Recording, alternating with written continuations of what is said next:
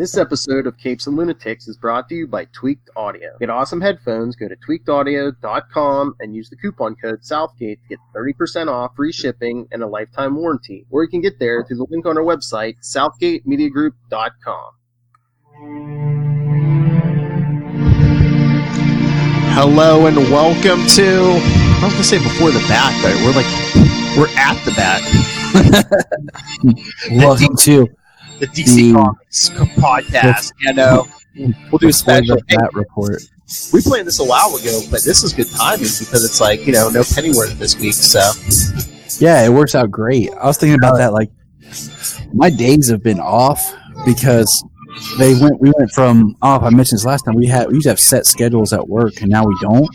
Mm-hmm. So I get random days off now, and it's throwing me. Like, I'm just because I'm off tomorrow and we got stuff going on, and I'm like, well, it's Saturday and I'm off work. Well, but anyway, I am Phil. That workaholic is Tyler, the Kryptonian. And we figured the perfect team up for us would be, I'm a big Batman fan. He's a big Superman fan, so we figured we'd discuss Batman Superman #1 that came out this week.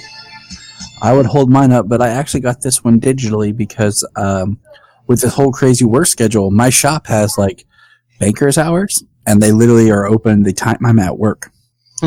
So I have to leave for work before they open, and then by the time I get off work, they're closed. So, I mean, I understand like the business model for comic book shops, but it's like, yeah, they're not open that long. I mean, Wednesdays would be nice if they would stay open later, being New Comic Book Day. They would open earlier and stay open later. But I just can't get there fast enough, so I'm probably going to go pick them up tomorrow. But yeah, I was like, I'll grab this digitally. I like to read. So, of course, it spins out of the Batman Who Laughs miniseries. Before we get started real quick, I just want to say, like, I think it's interesting how they do the Batman Superman books now. Like, if I'm not mistaken, okay, there was the Batman Superman run that birthed Public Enemies. Yes. And then, of course, later it was the one that introduced and brought back Kara, in like the Apocalypse story and everything.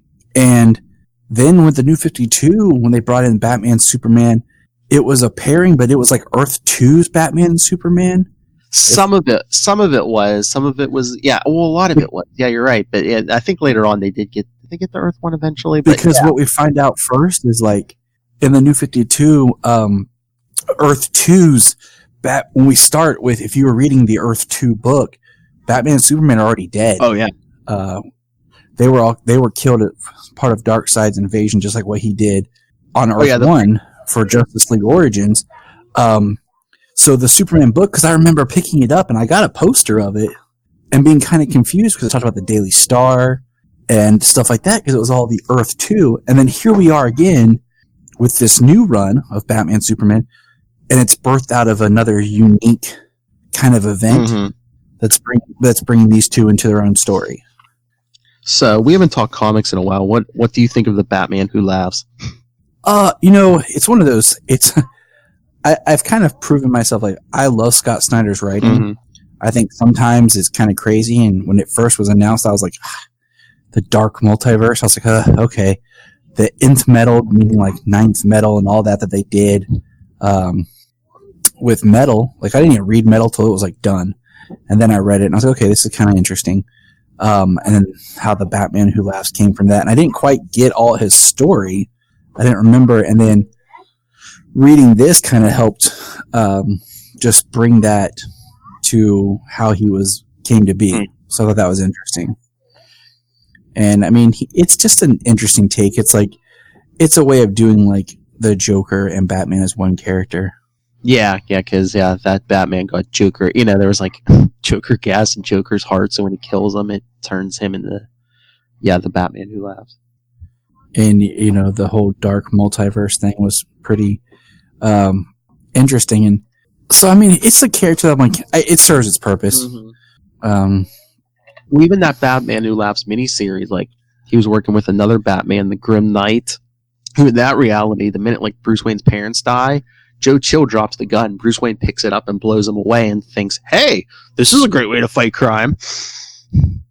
It's kind of crazy because in that dark multiverse, even Joker is still a villain, and not, so even the heroes, there's not like it's flipped, like Earth 3, where you have the crime syndicate.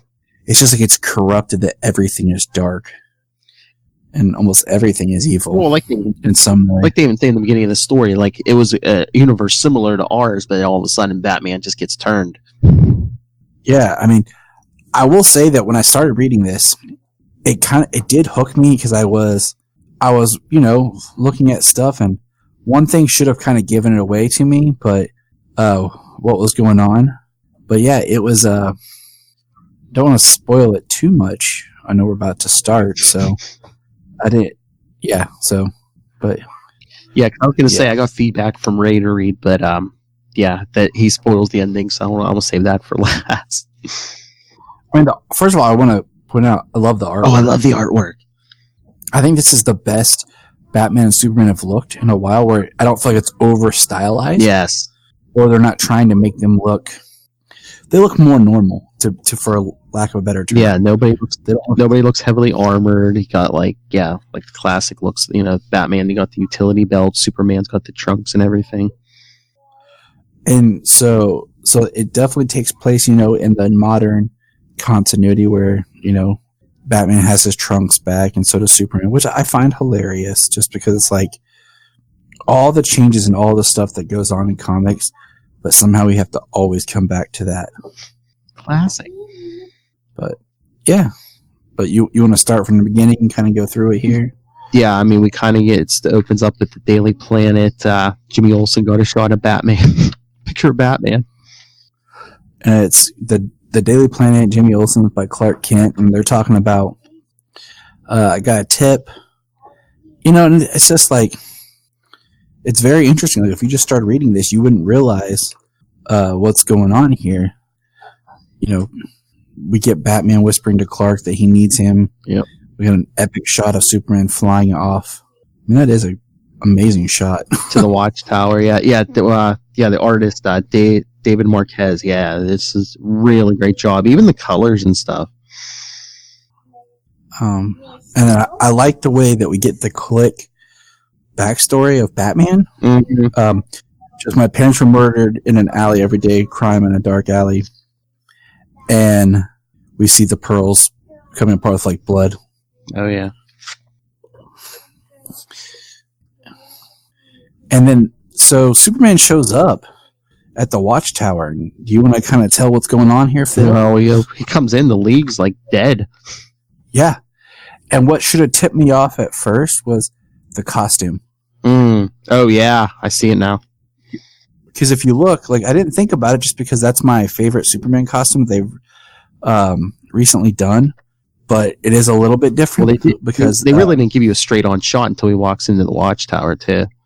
Right. And if you look at it, it's got the belt, more like the New 52 belt. No trunk. But it's got the wrist cuffs and everything, more like was it New Dawn or whatever it was. Yeah. So it is subtle changes. It's like they took the two different costumes and mixed them, and basically we find out we're on the dark multiverse Earth, and this was kind of a quick background into the Batman Who Laughs origin. Yep. Because it got me for a second, because I was like, holy crap, right off the bat, Superman's down. Mm-hmm. And there's Batman with, wait, what? And then we see Earth Zero now. So I couldn't remember. That's what they call the Earth, is Zero. Yes. The main Earth is Earth, not Prime. I couldn't remember. Not Prime, not 1 yet. Right now it's Earth Zero. Which, sidetrack here, I wonder when we get the Crisis on TV if they'll be revealed to be an Earth Zero or an Earth Prime. Well, I wonder when they fold everything in, is it just going to be Earth Zero or Earth Prime? Right. Because, they've always used that terminology, but in the TV series that they've always referenced as, we're Earth 1. So I'm wondering if they'll be like, oh, wait, there's an Earth Zero. But that's just tangential. So we get Gotham City. Yep. Batman's talking to Gordon. Is he? Well, Gordon thinks he is. He's like, I know all this Batman. He's explaining to him the Batman Who Laughs. He's like, I know, I was there in the miniseries. He's like, I'm not talking to you, Commissioner. Then we see Superman swoop in with Killer Croc. I mean, it's interesting, like, the way they draw Batman holding his cape so much in his hands. And then I didn't realize this issue, like, the title is Who Are the Secret Six? And I guess part of why I'm excited for this, I'm not familiar with this writer. Oh, Joshua Williamson. I believe that's the guy who's writing Flash right now. Yeah, I feel like he's like one of the new up-and-comers who's really... Like, I started reading, Flash Year 1, and... Yeah, that's him. I think I was on issue 3 when I stopped. Because, I don't know, it just didn't kind of... It was okay, but it didn't grab me the way I was hoping it would. Because he traveled to the back, and he's talking to himself, and I'm like, man, I don't want to deal with, like... I just want to see Flash learn, Some of it I thought moved a little slow, but I thought the last part was really good. Like, he really nailed it in the last part of it, so... I'll pick it back up. It's just time. I'd say if nothing else, just pick up, I think 75 was the last part of that. But I like this Superman stuff where, and that's a good thing. Hold on, let me drop Croc off at Arkham. You see whoosh, and then, okay, how can I help, gentlemen? And Commissioner's just kind of like in shock. And I had to think, like, with our continuity, this kind of feels like the first time Superman meets the Commissioner, but I'm like, with all of our merging of New 52 to Rebirth and everything, have they met before? Yeah, I don't know. I mean, that's what I'm thinking. It's either their first meeting or it's like, Superman doesn't show up that often, at least for Gordon. Superman tells him to quit smoking. Because he says the man who flies is still an uncomfortable sight, so I just wonder if maybe they've done it a few times. But man, I love this coloring of just Superman, Batman, got Gordon sitting on by the bat symbol. Mm-hmm. Oh. Somebody transformed. That's right. But no, Gordon telling them about a Danny Mills, 13 years old, was kidnapped from his bedroom. But what I was saying is, like, what I really like is I like this one shot shows like the gold tones, the world of Batman, the darkness, and then there's that brightness of Superman just popping. Mm-hmm. Like, it fits the same color style, but those colors just don't fit there. And that's what makes it so interesting. Mm-hmm. And we find out that he was kidnapped by Superman. Well, yeah, the little brother. The Superman was laughing. Yeah, the little brother was a witness, and he said it was this laughing Superman. So, Batman's like, we're going to go find Danny. Well, Superman said, don't worry, Commissioner, we'll find him. And, we get a quick recap that Gordon, was held by the Batman Who Laughs. Mm-hmm. And then, I love this. Gordon's in the forefront, says, and usually I'm alone by now. And Superman says, that's Batman's move, not mine. It's just... And, like, the first time I read this, okay, so Superman says, Commissioner will find him. Commissioner says, I know you will. And, like, it goes dark, and it's just his glasses, and he says, heh. He turns off the yeah. And my first thought was, is he infected? Like he's going to start laughing? Because he says, heh.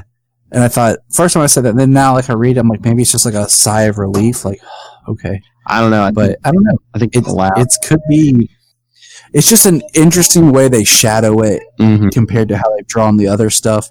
And just the HEH kind of just makes me think like something more. But we have this great Superman flying and Batman running. Mm-hmm. And I think it's kind of funny. And Batman keeps asking Superman, if I was ever out of control like this guy, what would you do to stop me? Superman says, I don't think like that. He says, so you're saying you don't think like me? No one thinks like you. Yeah. And then I love this art of them standing, and we're basically back where Bruce's parents were murdered. Oh, yeah. Park Row, Crime Alley, where my parents died. Just those phantom figures of Bruce kneeling over his parents, yeah. And he says, we don't have to do this. And Bruce says, just do it. And Superman is like, boom, straight down. Because the Batman Who Laughs cave is under Park Row, Crime Alley. And then they're about to jump down it. Like, see what I was saying? Like, the way Batman grips his cape so much in this. Mm-hmm. And I found this interesting. Like, the Batman Who Laughs has robots. Mm-hmm. I thought that was very like it's interesting how much elaborate, like, he has this cave, like he already has his cave, and like how much time did he, like, was he here to do all this, you know? I just wonder, I mean, they never say it, but I wonder if this could have been one of Bruce's old caves, because I mean, at least during No Man's Land, he had a bunch of like different caves built, because he's like, oh, after Bane broke my back, you know, I decided I need contingency plans. Exactly, and that's why I'm like, because I mean, for him to just set up this one cave, like, he'd have to have been here for a while, and with extensive it is, and all the creepiness that's there. But yeah, Superman finally figures out. He's like, the Batman. He's like, you're interrogating me. He's like, I'm not infected. And they're going back and forth, and he says, I mean, you are nothing like this Batman Who Laughs. And Batman says, I wish that were true. Mm-hmm. And the Batarang molds are interesting. Oh, yeah. Traces of that serum with nth metal. But just the cave is just like a dark, twisted version of the Batcave. And I love this, you know, they're talking, and Superman says, like, you know, him and his father used to play chess. Mm-hmm. And that's what the Batman Who Laughs is doing. And it's just interesting because so often I think we forget that Superman is a smart guy. Oh, yeah. He's not, you know, super... I mean, he is smart. He's a scientist in a lot of ways. Well, he's kind of a little bit of a detective in his own right, too, because he's an investigative reporter. Exactly, but he always gets undercut and underplayed by so many other characters that we forget this. Because I like what he says. He says, what happens when we stop playing the Batman Who Laughs games? And he puts the chess piece down, and then we see an image of the Justice League, the Titans, Teen Titans, and as he states, everyone with their face with red X's and lips. Mm-hmm. And then the Robins, like, that are standing around, that are supposed to be like statues, are extremely creepy. Oh yeah, because the Batman Who Laughs had his Robins. They were real before. Which one of them is now? He says we have no idea who we can trust. So it really seems like this storyline is going to be just Batman and Superman versus everybody, because they don't know who they can trust or what's going on. And then we get the evil Robin that just pops out. Yep. And attacks him. And he says, one of his Robins, but where did he? And the boy says, he took me from my family, hit me with a batarang. Mm-hmm. So told him he was too innocent for his mission, but he could use me, and, you know, they don't think it's that the kidnapped Danny kid. Says, you can trust us, we're here to take you home, Danny. He says, you don't understand. What, Superman? I'm glad he took me, he freed me. You don't recognize me. And we find out that evil Robin is actually Billy Batson. And I mean, we get an epic shot of the Shazam Who Laughs. I know, it's like a page splash. Yeah, it's Shazam. And if you look at the Batarang he's holding, has the Superman crest in it. And he's got Superman down, and he's like, I always wondered who was better.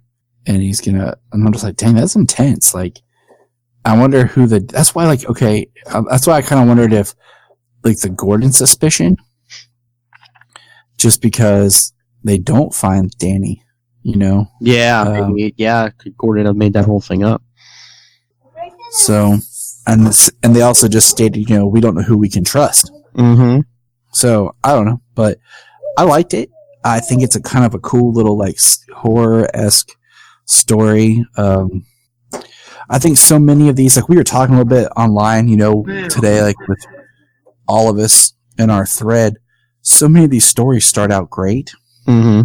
When they get to the last part, like they become these huge epic, to where it's just, I feel like the story gets lost. It just becomes this like, and that's how I felt about at the end of Metal. Like there was so much going on, I didn't even know what was going on anymore. It was just like, I had no idea. It just becomes too big for its own good. But yeah, this is a strikingly powerful image. Oh, yeah. Yeah, the art, again, this art is just so good. And yeah, it like Dark Knight's Metal was a little too complicated. I thought, yeah, so far this is like, I like the pacing and everything on this, and it's not like, not everything has to be giant universal. Yeah, I mean, I miss. Actually, that's what I kind of was liking over at Action Comics when it started off with where it was just him investigating the fires and stuff when it first started, because it was like a small story. Mm-hmm. With Superman kind of went huge again. It's kind of neat when we get these smaller, different kind of personal stories with our characters instead of always these world-ending kind of things. Mm-hmm. But yeah, these huge epic arcs. It's nice. So, but yeah, like I said, Ray wrote to us from last Sons of Krypton and Into the Night and Midnight podcast. He wrote, "Hey up, Phil." It's a good time. Yes, been on there a couple times. Yeah, I've been on that Into the Night a few times.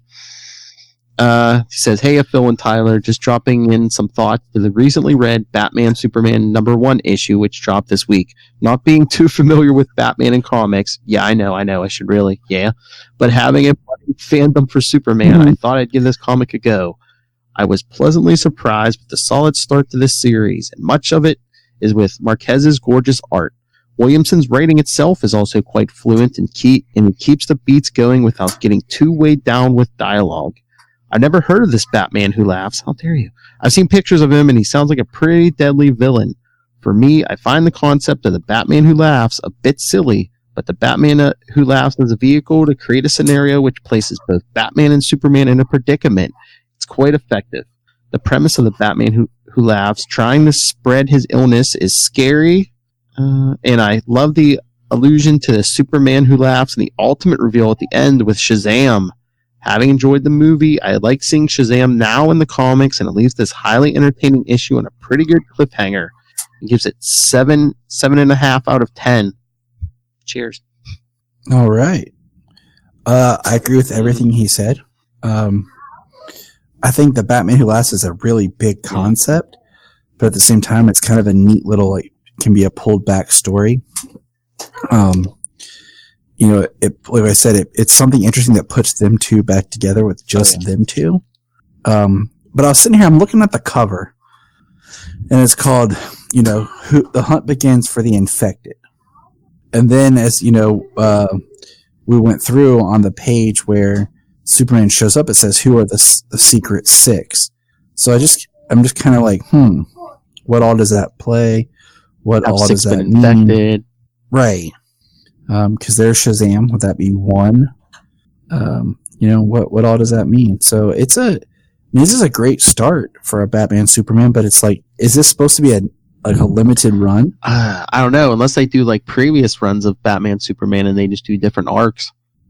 Because it's not saying like Batman Superman versus the Batman Who Laughs. It's just Batman Superman, and then it says this is called The Hunt Begins, and then who are the Secret Six Part 1. So it looks like it's setting up for an ongoing series, with this being the launching story.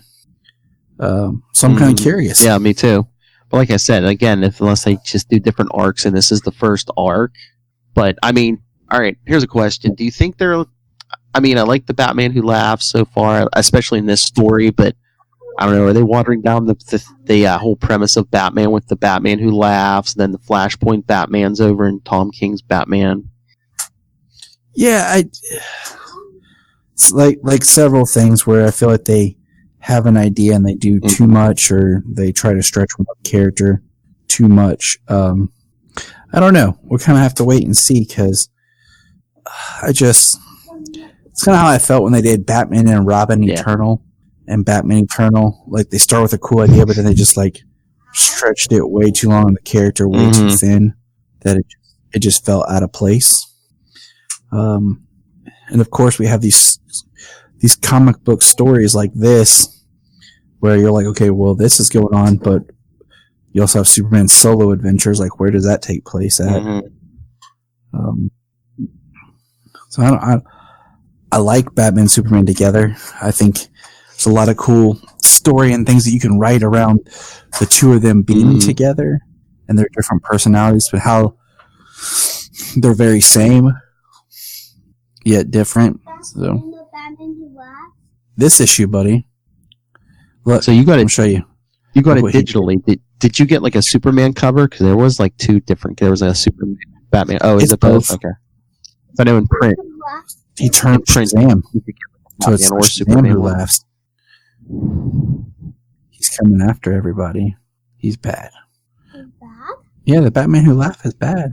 Why? Look. He's been Jokerized. Mm-hmm. He turned to Batman too? Mm-hmm. So. That's what.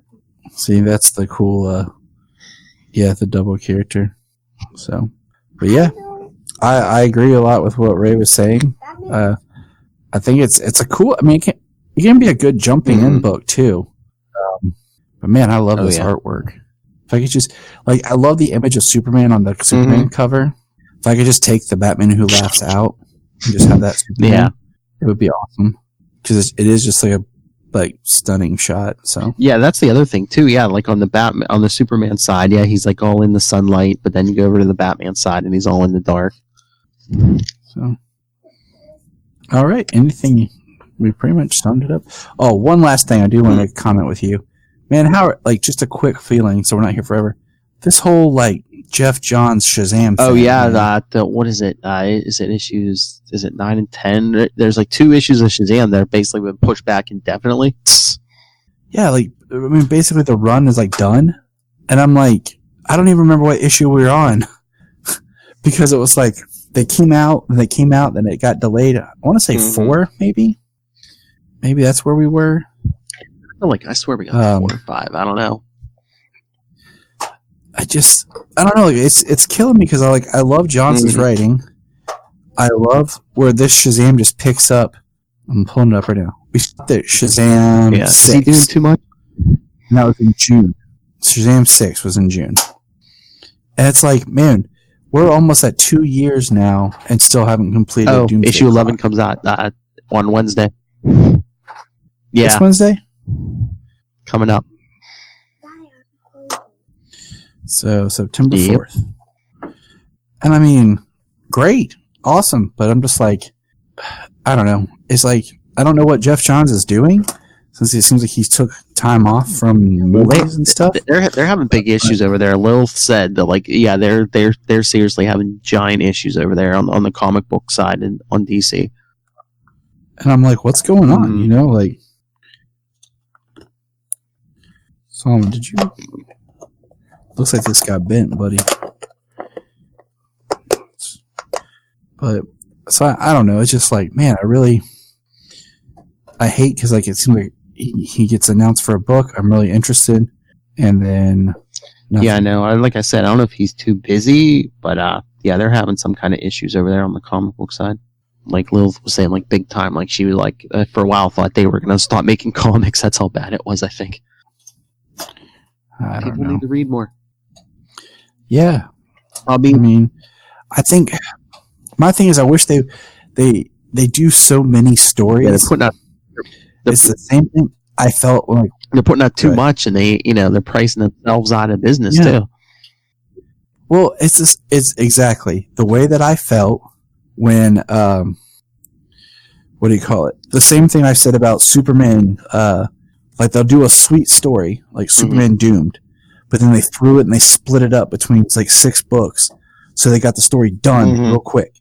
When it could have been a longer story in Superman.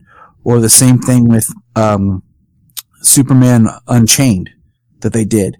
Like, you didn't need to do this side story. That could have been part of the Superman comic. But it's like, you have all these ideas, and instead of, like, pacing it, you just, like, okay, we'll have 6 Batman titles right now. Okay, well, that's done. What do we do now? You know, and instead of doing, like I said earlier, they did Batman Eternal. You look at that story, the kind of Batman story that Scott Snyder wanted to do after he got done with year 1, because it really is like the cap to what he started with in the Court of Owls. But they spread that out for like 52 books. Yeah. You know, and then they did Batman and Robin Eternal, and they were side stories when they could have been in the main line. They just do so much so quickly that you're just like Dark Knight Metal, like, you know, this side story. You're just like, there's just so much going on they're trying to write. It's like, it would be kind of nice if they peel back some, because then maybe I would get more invested in these other titles too, of characters I like, but I'm too busy trying to keep up with Batman or Superman to enjoy those other characters. You know, and I'm talking about, like, right here, the Shazam. Like, that was a book I was really excited for because we got the Shazam Origins in the New 52, and then he appeared, in Trinity War, a couple other things here and there, and then he never got his own title. Well, this latest series seems like they're almost like, oh, there's a movie out, we got to get something out. Well, it does, but it's the sequel to the Origin book, like, because he was completely forgotten for most of the New 52. He appeared here and there, and then he was gone through all Rebirth, and he didn't reappear till now. I mean, it just seems like they wanted to get it out, and it's like, you know what, I wouldn't mind waiting a little bit, you know, get some issues in the can so there's no delays. And that's what always baffles me. Like, if Jeff Johns is stepping away from Jan, I don't know, maybe to finish writing, 3 Jokers. Doomsday Clock. The book that will never come out, that was announced in 2016? What, 3 Jokers? Isn't that when we had... Oh. Yeah. Wasn't that when we had... That was like the end of New 52. It was, at the Dark Side War. Because that was supposed to be because that was supposed to be in continuity. And then they said they're going to do it in the DC Black side, which is out of continuity. Wasn't that like Justice League 50 or something? Like, yeah, it's the New 52. So yeah, I mean, we've been waiting all through the Rebirth and everything. Yeah. I mean, Rebirth is over. We're just on to the regular DC Universe books. But again, we're waiting for the Joker movie. Okay. The comics don't always have to bow to the movies and stuff. Yeah, I know they want, like, you know, branding and stuff. Right, and I mean, that's the beauty, is that they don't. That it's a character that they're telling this story over here, and they're telling this story over here. I mean, perfect to think about. Do you remember when I think the Flash TV series was maybe in season 1 or 2, and in the comics they were at that weird where it was the DCU, and they changed his costume to where the Flash in the comics had the red behind it. Yeah. In the TV series, and then all of a sudden, like in the TV series, he's regular. And the same thing they try to do with Aquaman. They try to give him more of a Jason Momoa look before BVS came out, or right after it did. And it just like, you don't have to make the characters reflect the other side, like, because by the time you guys catch up, they change it in the other medium that you're chasing. Because they think all these movies and TV shows are going to drive people to the comic shops, and it's not working. I mean, I think it might help it, but it's the same thing I've said about, like with Marvel, is I really enjoy all the Marvel films. When I go to my comic shop, I'll read Spider-Man or Daredevil, but I'm not interested in picking up a Captain America book or a Hulk book, or I'm just not interested in picking up those comics, but I like those characters. You know, the movies more drive merch. And the readers, like, we continue to read and everything, but we gotta, find ways. Honestly, what I wish would happen is if DC would launch a line that is more teen to kids, kind of the way they did when Marvel released the Ultimate Universe, where every character got its own reboot for a younger generation, and it was like they were just completely separate than the other line. So because it was a great point for me at the time to jump back into reading, because my brother he got hooked on Fantastic Four and trying to remember which other. I think the Avenger. But I got hooked on Spider-Man then. Like, I got back into just weekly buying because I could find a point, and it was a whole new universe where everything connected, and I didn't have to know anything. You know, I didn't have to worry about. I still have my other stories over here with all the history and continuity, and maybe something like that where younger readers could come, reintroduce to their characters, and create their own new comic universe. Fresh. Well, that's what I was thinking. DC never wants to completely reboot anymore, but it's like, I don't know, they tried to tweak it after New 52 and the Rebirth, and I think it kind of just, they're two different flavors. They wanted to go back to the old style, but they're just like, there's still New 52 mixed in there, and it's just like, yeah, I mean, the New 52 is like a half a good idea, but it's like when you go from New 52 to Rebirth, you're muddying the waters even more. It's like, what's in continuity anymore? What's not, you know? And I mean that's kind of the biggest problem, right? Is I don't know, like for a while, New 52 was great for me because I kept up with certain stories. And I read more graphic novels because I had lost track of books because I had nowhere to find them. And now, you know, I have my shop and everything, but I had more fun tracking older stories. I think for the longest time, the only current series I was reading was Green Lantern, because my roommate was such a big Green Lantern fan that we were reading all the stuff to Blackest Night, and we stayed like up to date with that. But yeah, I mean, that's the other problem is distribution. I mean, back in the days, to be able to get a comic book at the supermarket, the convenience store, they had like, you know, magazine shops and stuff. Yeah, now it's like unless you go to a comic shop, they're hard to find. And that's why, like, the whole Walmart thing I thought was a cool idea, because at least it's putting books. I think they need a better section where they have it in some Walmarts, but it's kind of putting books where people could actually get the actual book. And it was like, it's weird because it was like a new story and then like 2 or 3 reprints and like, what was it, like $4 or $5? I think if they would have made them cheaper, just like do like one story, make it like $1 or $2, I think they would have sold more. Yeah, if they would have just, it's like a $5 book and it's thick, which is great for us, but just make it like a $2 book. But I mean, I wasn't picking them up mostly because it was like, yeah, there's one new story in there, but everything else, all the reprints, I'm like, I have all this stuff already. Yeah. I only bought 2 issues. Like now I'm buying Batman Universe because they're reprinting the original Batman story Bendis wrote, so without any of the reprints. So I was like, okay. But that's in the comic shops. It's not at Walmart. Yeah, exactly. So I don't know.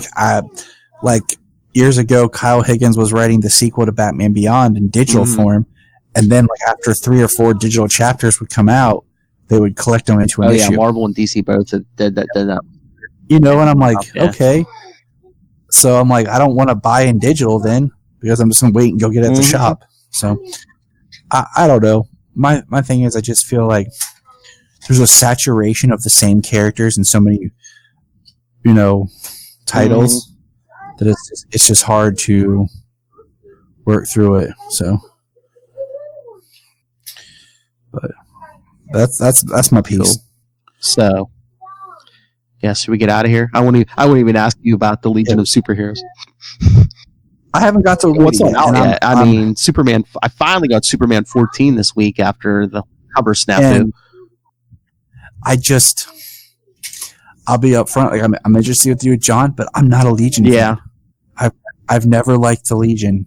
It just seems like there's I don't know if I want to say too many characters, but it just seems like there's too many moving pieces there. Not that I ever read their series regularly, but I'm just like, it just seems like there's too much going on there.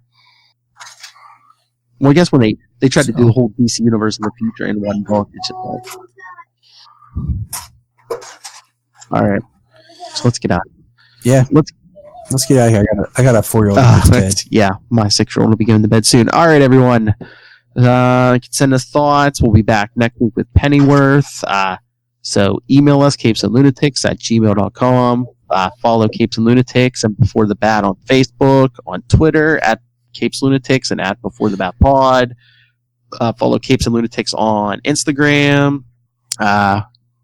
Work in progress, capesandlunatics.org. Follow the YouTube. You can watch us here at Get Vocal, VOKL.com. Yeah, you can watch us do all this live on our Facebook, Twitter, and on Get Vocal and the YouTube. Tyler Patrick, where can people talk to you about DC?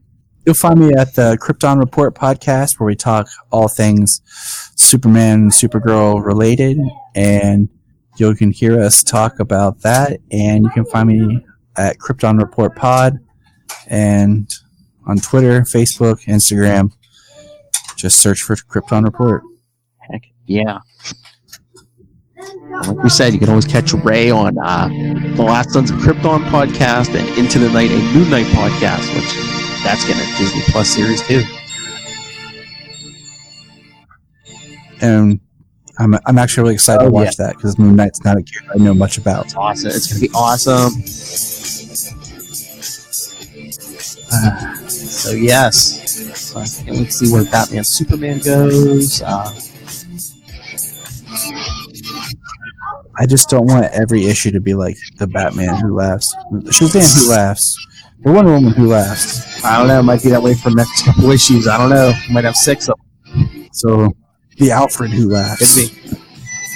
Oh, that's going to be weird, because like Alfred supposedly got killed in Batman, and it's like that's the other problem. Like Marvel and DC have like no continuity anymore. People oversaturation. They got to print out us out a timeline. I already said I will. They can pay me Marvel or DC or both. I'll be their continuity cop.